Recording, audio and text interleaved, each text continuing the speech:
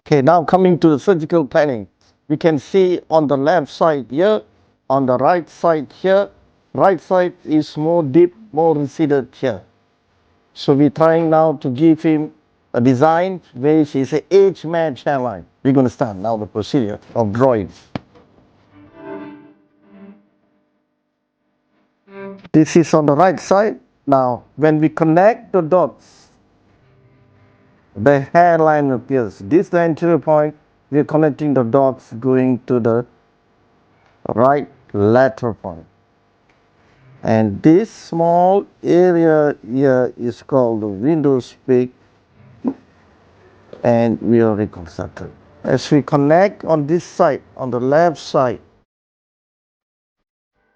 the hairline appears again. Dots reconnected.